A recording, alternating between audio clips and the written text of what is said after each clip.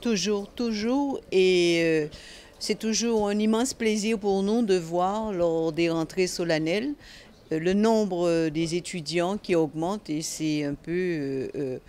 nous sommes toujours très heureux de voir que cette université donne des résultats très satisfaisants et la réussite en fin de parcours est toujours en augmentation. C'est un plaisir pour nous de voir aussi l'enseignement qui est distribué, qui est donné aux étudiants est de qualité et aussi le confort que tout individu peut avoir besoin pour évoluer sereinement et pleinement tout au long de sa scolarité. Oui, ça c'est vrai, ça c'est... ce sont des petites choses que nous mettons en place pour permettre aux étudiants de pouvoir aussi se ravitailler dans de bonnes conditions. Nous connaissons un peu souvent les difficultés que rencontrent les étudiants par rapport au budget qu'ils ont. Donc, tant que nous pouvons faire et les aider, c'est un plus pour eux et aussi pour nous. Nous remplissons aussi notre mission d'accompagnement. Absolument, absolument, parce que le président de la région, elle est maître d'œuvre, elle a été maître d'œuvre dans la construction et la réalisation de ce beau bâtiment.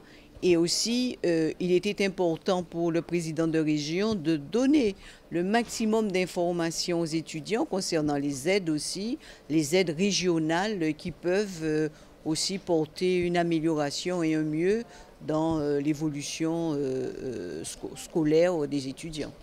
Oui, tout est prêt. Mon logement est déjà bien aménagé. Tout s'est bien passé. La rentrée s'est effectuée hier. Donc aujourd'hui, nous accueillons les étudiants de première année pour leur faire visiter le campus et leur présenter dans quel environnement évoluer cette année.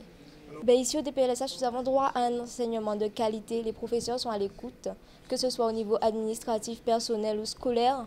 Nous avons droit à vraiment un enseignement de qualité et à un rapport vivant avec nos enseignants, justement. C'est rassurant et comme l'a précisé la directrice du CROUS des Antilles et de la Guyane, c'est la première fois qu'elle voit un président de région faire le déplacement pour une rentrée universitaire. Donc, la région Guadeloupe, depuis déjà une dizaine d'années, a été toujours aux côtés des étudiants, toujours aux côtés de l'université, toujours aux côtés du savoir et des connaissances. On a, je le dis très simplement, une haute ambition pour le pays et une haute ambition pour sa jeunesse. Et je peux vous dire, on a des moyens considérables qui sont mis et ce n'est pas terminé. D'ailleurs, on a fait très rapidement l'inventaire de ce qui existe à la région et c'est la raison pour laquelle je dis toujours, il y a toujours une solution pour un étudiant, pour quelqu'un qui veut faire une formation. C'est considérable.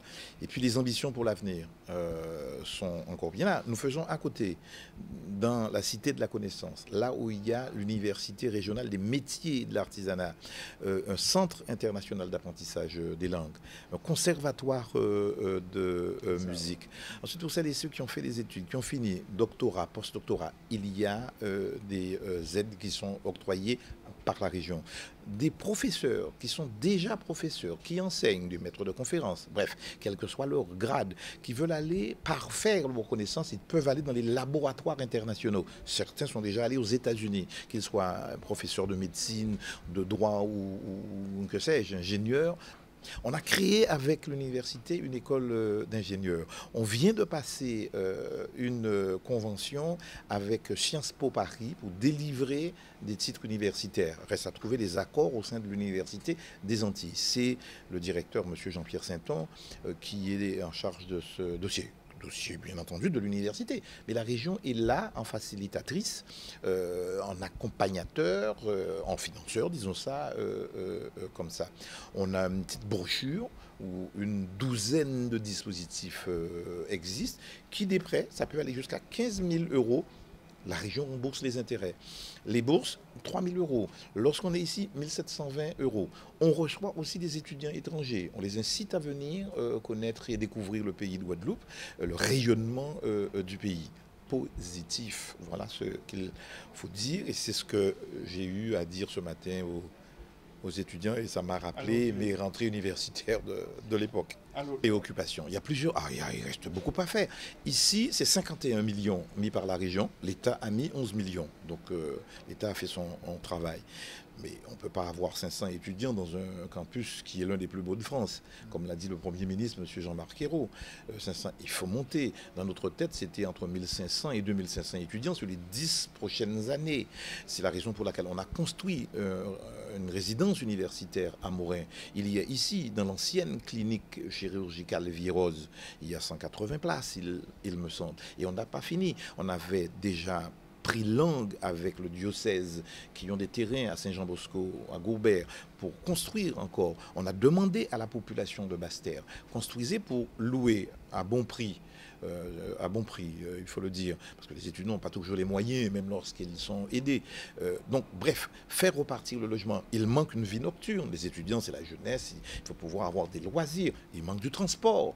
J'en suis pas compétent. Bon, manifestement, si on veut animer le sud Basse-Terre, ce campus peut être un moteur, une locomotive pour tirer la région bastérienne. Moi, je crois à la jeunesse, je crois au savoir, je crois à l'école, je crois aux connaissances. Et là, on a mis les moyens pour aider le pays et ses jeunes.